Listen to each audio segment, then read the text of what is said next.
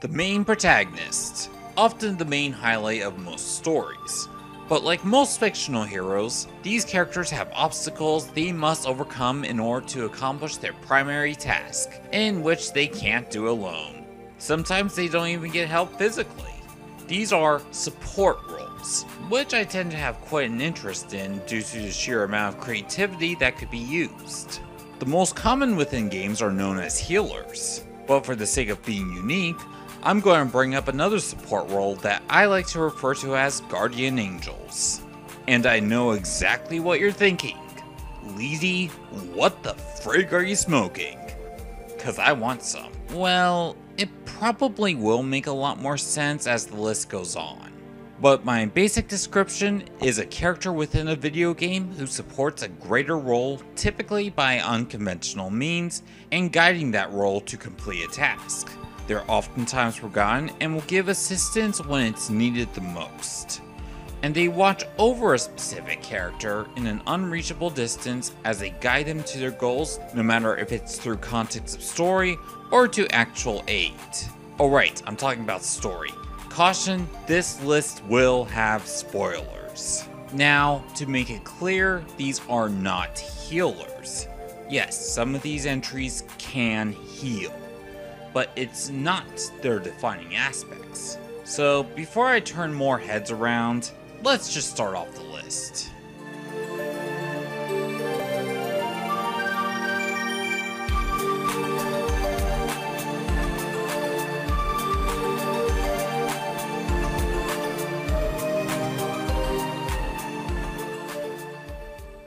Skyward Sword.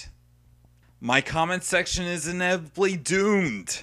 Ah yes, Skyward Sword, despite its success and probably being one of the most technically impressive Zelda games up to date, it's always going to be the center point of controversy. After all, for everything that Skyward Sword did correctly, there was a little bit as far as iffy decisions. For every Collectus, there was an imprisoned phase 2. For every colorful character, there was an escort mission that really slowed down the pace. And for every Girahim, there was a Fee. Fee is on my list. Even though I would never consider Fee as a good assistance, Fee was always great story-wise, theme, design, and can dance count as a positive? Yeah, she really knows how to dance. I like her as a companion. Fee served the role as the guide for the first Hero of Time, in which she gave some very helpful advice. Alright, aside from pointing out the obvious, she was actually pretty helpful, especially hunting down those goddess cubes and gratitude crystals. And when you put your mind into it, she essentially is your weapon. But despite her shortcomings, I rather enjoyed her presence. A little tough for me to describe, but when I lost my sword in the stealth section, I found myself missing Fee's company more than I did the ability to defend myself. It didn't feel like I had any real sense that the fate of the world as well as Zelda was at stake. I think Fee's presence just kinda gave the quest purpose. I also felt that Link sort of grows a very subtle attachment to Fee. Skyward Sword is a Zelda game about how the first Hero of Time was awakening into the legend we know today. It felt like Link was really understanding his role thanks to Fee's guidance. And with this huge responsibility, Link illustrated this large amount of courage. Then in the events of the end, it's pretty much given that Fee would internally rest within the Master Sword to guide each of the chosen heroes to their destiny, which gives the already iconic sword more meaning within the series. So within this entire time of talking, there is a 90% chance that my comment sections are either arguing whether Skyward Sword is a good game or not, complaints of how I praised Fee, or how I pronounced Fee, because I don't give a damn what Hyrule Warriors says.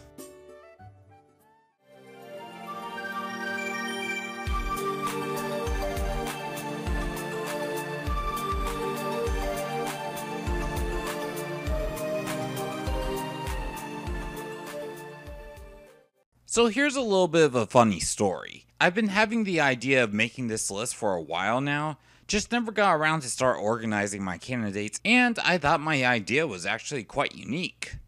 But it seems like for every idea you come up with, someone is already thinking about it first. During the time of organizing this video, the folks at Blizzard were in development of a team-based first-person shooter, something that a lot of Team Fortress 2 players are most likely going to support. Or just go into fanboy mode and call it a complete ripoff. Meet Mercy, whom Blizzard labels as a guardian angel. Think sort of like the medic from Team Fortress 2, except a little bit more Swiss. Her main contribution to the team is her Caduceus staff, which has the ability to heal teammates or give a teammate extra power during a gunfight. But keeping her from serving as a common role of a healer, this doctor from Switzerland has invented the Swift Respond Valkyrie armor. This gives Marcy incredible mobility to traverse maps and not pocket teammates like the medic, but watch over her teammates as she provides assistance when they need it the most. If my speculations are correct, since Overwatch is heavily MOBA inspired, all the characters are going to be practically godlike with no weaknesses whatsoever.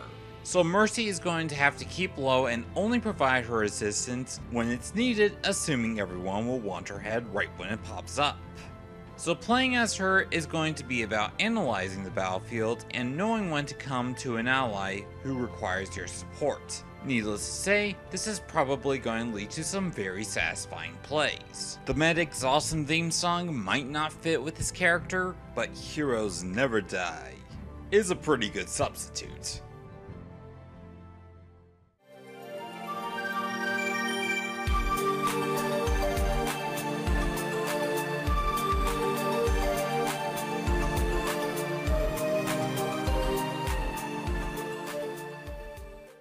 So if you've already seen my top 100 list, you should probably already know that Gardevoir is a very special Pokemon to me. The concept of Gardevoir alone could be argued of how it takes on this support role. But of course, I'm not talking about Gardevoir as a Pokemon, but the character Gardevoir from the first installments of the Pokemon Mystery Dungeon series. Within Red and Blue Rescue Team, you play as a Pokemon who apparently was once a human. Throughout the story, you'll have several scenes where you dream and talk to this Gardevoir, who served as a guidance for the main character as his role became more clear to him. Just that scene where Gardevoir protected the main character from Gengar really showed how much this Gardevoir spirit cared about this Pokemon you played as. But where this concept really shined was the scenario of where you were accused of being the Pokemon of the Ninetales legend, in which you were parallel to the Pokemon world's current state. With this turn of events, you were chased out of town, forced to leave everything behind as you realized the truth. The only companion you had was the partner at the beginning of the game, as you had to fight through harsh and dangerous environments. This type of situation of losing everything in your life is something that can easily lead to quite a bit of harm, both physically and psychologically. But the role of Gardevoir was really what kept the main character going, as it offered support in words. Pretty much just telling the character not to be afraid of the truth, and serving as a metaphorical compass. You know, morale is a really constantly occurring theme on this list. I wonder if it's leading somewhere.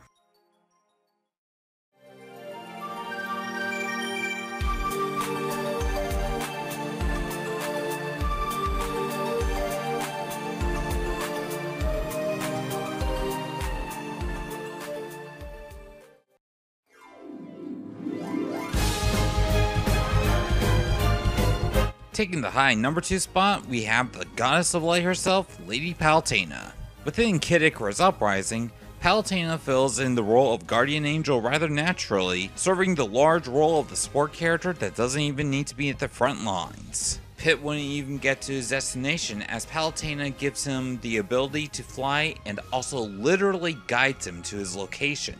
But the Goddess of Light doesn't stop there, as she gives guidance and advice to Pit in the heat of battles in pretty well written dialogue. She also provides snacks to Pit in various locations so that Pit can heal his wounds, set up grind rails when needed, provide Pit with his actual weapons, and even provides Pit with a number of powers, which essentially puts herself on the battlefield in crucial moments. On top of everything Palutena does within the game, Palutena is just a very likable character. Through her dialogue, you can tell that she takes a neutral side of conflicts, even though she's quite clearly helping Pit. She's perky and doesn't take too many things seriously unless it really calls for it. Or she's legitimately offended. Ma'am. Uh-oh. Did you just call me ma'am? Are you trying to start something? Even during the Chaos Skin fight, Viridian points out how much Palutena cared about Pidge and just how strong she is in terms of heart. It wasn't too much of a surprise that we got Palutena as a playable character in Smash Bros., as more representations within Kid Icarus were definitely needed. She's not exactly the best character, but is solid to say the least. Actually, when you think about it, a lot of her default arsenal seems to stem that of a support character who uses moves when it really calls for it. Really clever when you think about it.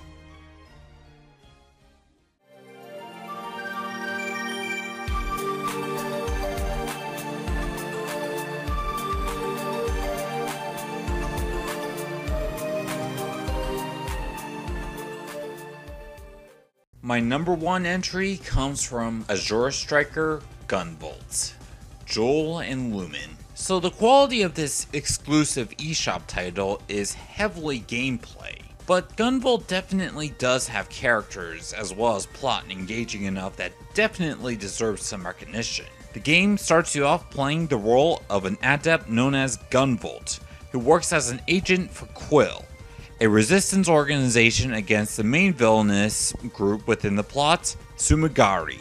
His order was to hunt down and silence the Muse permanently, in which Sumigari was using in order to lure adepts to what's essentially a boot camp where unethical experiments were taking place. Once encountering the Muse, Gunvault identified it as a single living child who had a spirit called Lumen that could sing and lure others with J-pop. Knowing it was wrong to kill off this child, Gunvault refused and instead saved the child on the account of Lumen's request. During this scene, the leader of Quill, as well as Gunvault's metaphorical father, Asmith, dismissed Gunvault of his membership status with Quill due to disobeying Quill's regulations and told him to just take Joel and leave. In the end, Gunvault was walking with Joel in his arms and left traces of angel wings. Alright, did I lose anyone here? It probably would make more sense if you played the game, but there is a website if you need context. During the game, you still technically worked for Quill, but only as a freelance mercenary stripped of his former status, as you will take down members and facilities of Sumigari. During this, something was a little different. Lumen was actually providing assistance to Gunvault, mainly going off the idea of moral support. But to fulfill her role as a guardian angel gameplay-wise, when you die, there's a chance that she will revive you and provide Gunvault with unlimited power. It's determined completely by chance, but this is where the mechanic shines. Between missions, you can have conversations with Joel, and as you have these conversations, the likelihood of getting revived from death increases. Conversations might be kind of short and just for humor's sake sometimes, but it provides Joel with character. She's young and doesn't exactly take the viewpoints of others, and what she speaks can be considered very philosophical sometimes. I would describe her as rather innocent, but true. You were also able to get collectibles through the game, which were jewels scattered within the courses, and if you gave them all to Joel, she would provide a gift. This is a necklace with no special features whatsoever, but in order to get the true ending of the game, you would have to equip it before going into the final mission. So before you even get there, Joel gets kidnapped and was being used by the Sumigari leader once again, whom you were rescuing her from. You take down the Sumigari leader and save Joel.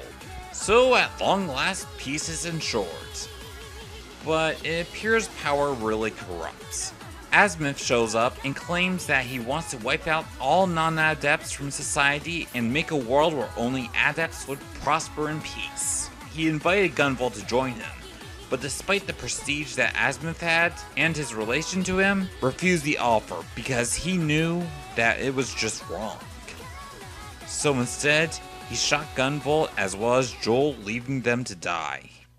But then, a miracle happens. If you had the necklace equipped, Gunvault just barely survives. The necklace stopping the bullet just enough so it wasn't fully fatal, and Joel's spirit was transferred into the Muse, fully becoming nothing more but an essence as she was able to look at Gunvault in his current state. Instead of using equipment that could have served as a tactical advantage, Gunvault chose a gift of someone he cared about deeply, and in the end, it saved him. Joel, knowing that Gunvault would bleed to death, knew where she needed to be, but she wanted to be there, serving as Gunvault's new compass. With that, Gunvault had to strike down his metaphorical father and throw everything away in exchange to do what's right. In the end, all he had left was Joel. This may sound sappy, but it's Valentine's Day, so I think I have the right to say this. This has to be the most well thought out love story I've ever seen, just by use of metaphors, characters, and events that were all strummed together to make such a touching story, which reminds us all that Gunvault, despite his powers and his personality representing a strong individual, is a human with needs. Gunvault didn't protect me because I needed him. He protected me because it was he who needed me. The commitment that Joel made, the mutual relation that Gunvault and Joel shared, just felt like a bit more than a common love story, and just showing that everyone needs a guidance, and those without one take their values right to their graves. But really what I want to say is, if you have any very close friends or relations who are willing to listen to you, this Valentine's Day, embrace that idea and don't take it for granted. Because this is the truth, and I know this from what I've experienced last year. Nobody ever likes to feel alone. Everyone needs a guide, a compass to lead them, somebody always willing to be there for them. Without it, there's no meaning to life, and it's very painful. So today, just be thankful to your closest friends and loved ones. Happy Valentine's Day.